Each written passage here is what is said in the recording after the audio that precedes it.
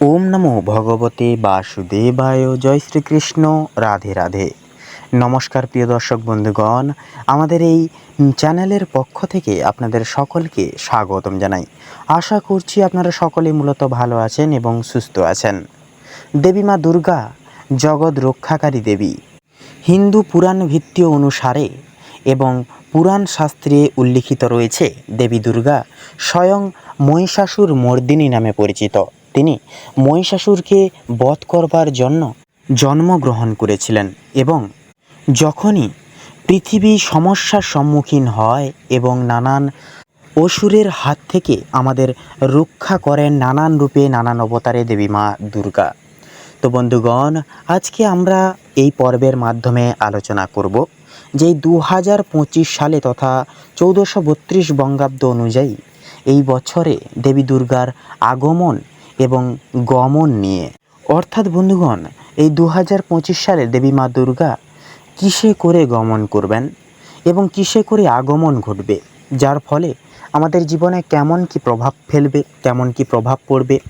সবচেয়ে গুরুত্বপূর্ণ বিষয় হচ্ছে এবছরে অর্থাৎ এই 2025 বর্ষে দুর্গাপুজোর ষষ্ঠী তারিখ এবং সময় বিধি প্রত্যেকটা বিষয় নিয়ে কিন্তু আজকের এই পর্বে আমরা আলোচনা করব এবং এই ক্ষয়ক্ষতি পূরণের মাধ্যমেই কিন্তু আমরা জানব প্রকৃত অর্থ কি গমন এবং আগমনের।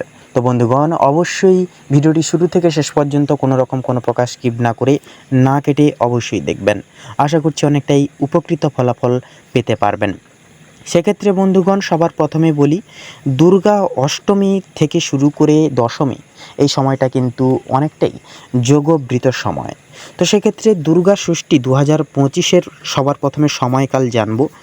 দুর্গাপূজার সবচেয়ে গুরুত্বপূর্ণ দিন হলো ষষ্ঠী তিথি। এই দিনেই মায়ের মূল পূজা অর্চনা শুরু হয় এবং বোধন অনুষ্ঠান পালিত হয়। ইংরেজি তারিখ তথা 28শে সেপ্টেম্বর 2025-এ ইংরেজি বার রবিবার তথা সানডে পড়েছে দুর্গা ষষ্ঠী তথা বাংলা তারিখ 11ই আশ্বিন 1432 বঙ্গাব্দ।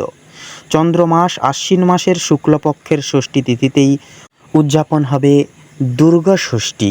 তো তিথি শুধুমাত্র একটি তারিখে সীমাবদ্ধ থাকে না, একটি নির্দিষ্ট সময়কালে চলে। সেক্ষেত্রে ষষ্ঠী তিথি শুরু হচ্ছে 27শে সেপ্টেম্বর, তার আগের দিন 2025-এর 27শে সেপ্টেম্বর রাত্রি 11:48 থেকে কিন্তু ষষ্ঠী তিথি ঢুকে যাচ্ছে।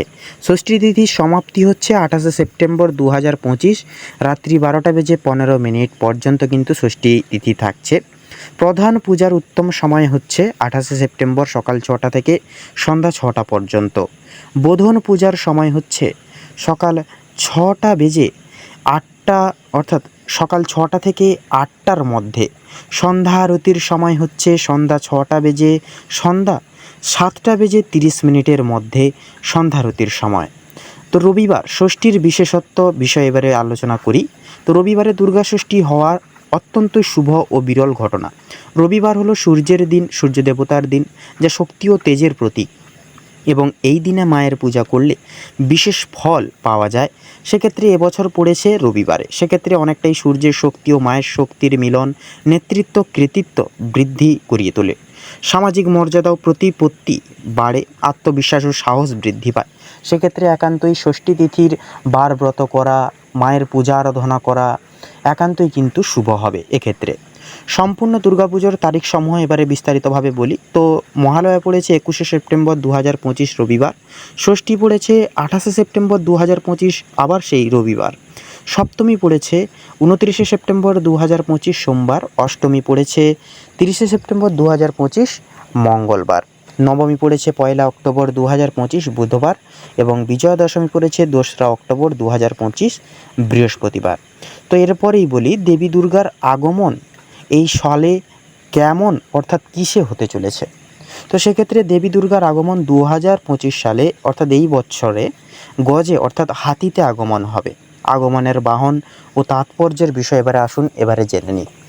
তো শাস্ত্রভিত্তি এবং পুরাণ ভিত্তি অনুসারে প্রতি বছর দেবী মা দুর্গা বিভিন্ন বাহনে বিবিধ পদ্ধতিতে পৃথিবীতে আসেন। 2025 সালে তিনি গজ তথা হাতির পিঠে চড়ে আসবেন। আগমনের বাহন গজ তথা হাতি। হাতির প্রতীকী অর্থ রাজকীয়তা ও গাম্ভীর্যের প্রতীক।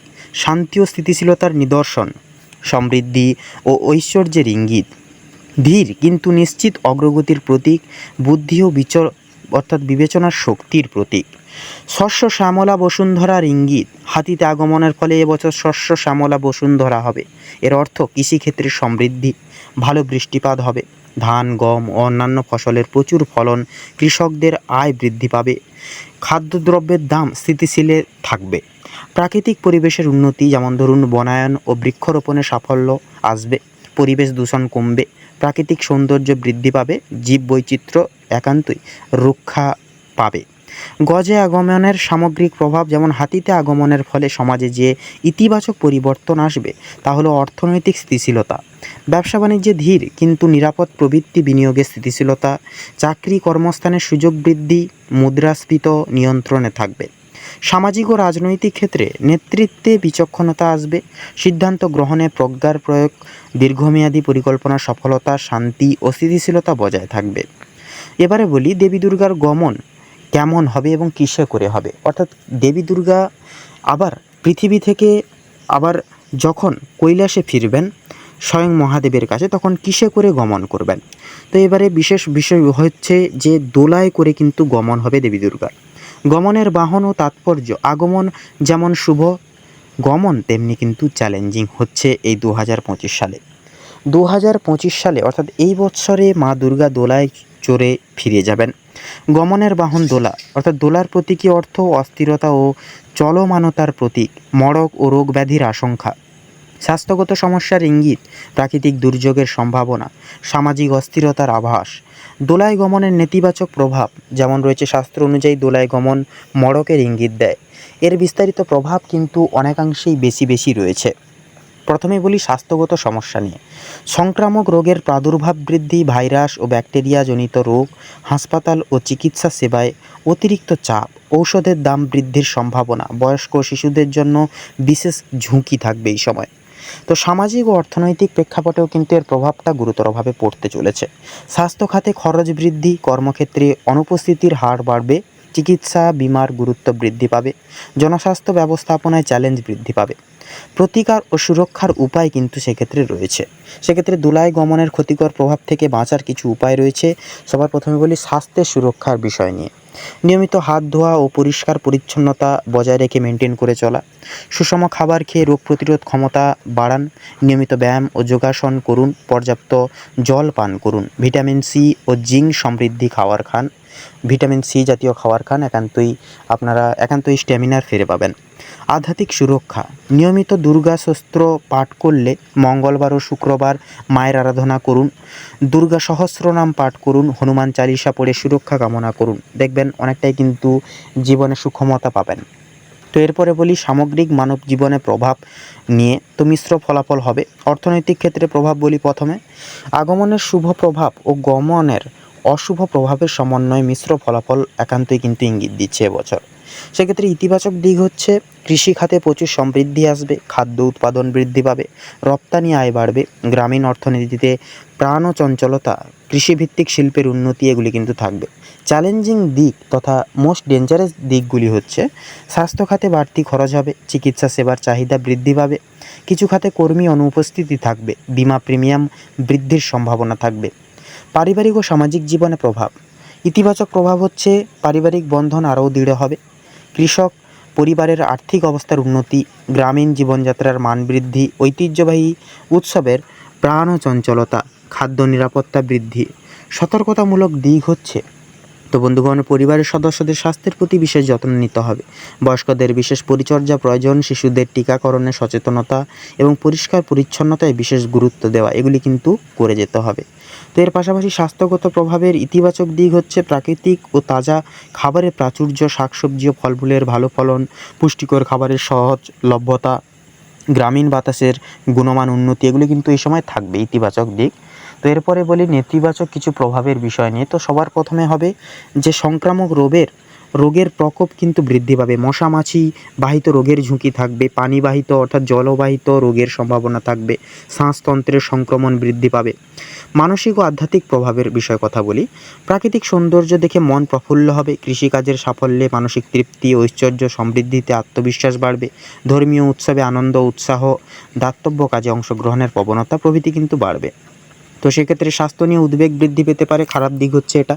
অসুস্থতার কারণে মানসিক চাপ, চিকিৎসা খরচ নিয়ে দুশ্চিন্তা এগুলি কিন্তু থাকবে।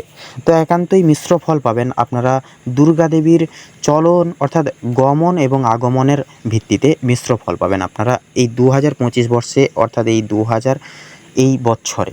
তো সেক্ষেত্রে সবার প্রথমে বলি দুর্গা ষষ্ঠীর বিশেষ পূজা পদ্ধতি ও নিয়মাবলী কিছু রয়েছে। সেক্ষেত্রে একান্তই 108টি পদ্ম বা বেলফুল, দুর্বাঘাস 108টি, বেলপাতা 108টি, চন্দন, সিন্দুর, কুমকুম, ধূপ, দীপ, কর্পূর, ভোগের জন্য মিষ্টি, ফল, দুধ, দই, মধু, নতুন শাড়ি বা কাপড় এগুলি কিন্তু দেওয়া প্রয়োজন। আরও অনেক নিয়ম রয়েছে। তো সেক্ষেত্রে এক কথায় বলবো বন্ধুগণ যে এই যে সময়টা অর্থাৎ এই যে 2025-এর যে এই যে দুর্গা দেবীর আগমন হতে চলেছে হাতিতে, সেক্ষেত্রে আমাদের জীবনে কিন্তু পুণ্যমানের সুখ, শান্তি, উর্বরতা নিয়ে আসবে। সেক্ষেত্রে যখনই দুর্গা দেবী কৈলাসে গমন করবেন, তো সেক্ষেত্রে অনেকটাই কিন্তু সংক্রমণ, অনেকটাই সমস্যার মুখোমুখি কিন্তু আমাদের সকলকে হতে হবে। সেক্ষেত্রে সত্য কথা বলুন, মিথ্যা কথা বলবেন না, কারোর সাথে ঝগড়া বিবাদ করবেন না, গরিব দুঃখী মানুষজনদের সাহায্য করুন, দান খয়রাত করুন, পরিবেশ রক্ষায় সচেতন থাকুন। একান্তই দেখবেন একান্তই কিন্তু ভারসাম্য বজায় থাকবে এবং আমরা কিন্তু সঠিক পদক্ষেপ নিয়ে সঠিকভাবে জীবনযাপন করতে পারবো দেবী মা দুর্গা দেবীর আশীর্বাদে। সেক্ষেত্রে রবিবার ষষ্ঠী পড়েছে, সূর্যের দিনে মায়ের আগমন, আশ্বিন মাসে শুক্লপক্ষে পূর্ণ পূজা, গজে আগমন, দোলায় গমন, বিরল সমন্বয়, নবরাত্রি ও দুর্গাপূজার একসাথে পালন। আবহাওয়াগত অনুকূলতা, তো শীতের পূর্ববর্তী সুন্দর আবহাওয়া, মেঘলা আকাশ ও মৃদু বৃষ্টি, পূজা উৎসবের জন্য আদর্শ পরিবেশ ও প্রকৃতির সৌন্দর্য কিন্তু থাকবে তুঙ্গে। তো সেক্ষেত্রে বন্ধুগণ অবশ্যই এই কথাগুলি মাথায় রাখবেন, নিজস্ব কিছু পালনকৃত নিয়মাবলী অবশ্যই মান্যগুণ্য করবেন, দেবীমার সহস্রনাম জপ অর্থাৎ নাম জপ পাঠ করবেন, এগুলি অত্যন্তই শুভ কাজে শুভ ফল দেবে। তো এই বিষয়গুলি একটু মান্যগুণ্য করে চলবেন, একান্তই প্রকৃত ফলাফল দুর্গাপুজোর সময় আপনারা পাবেন।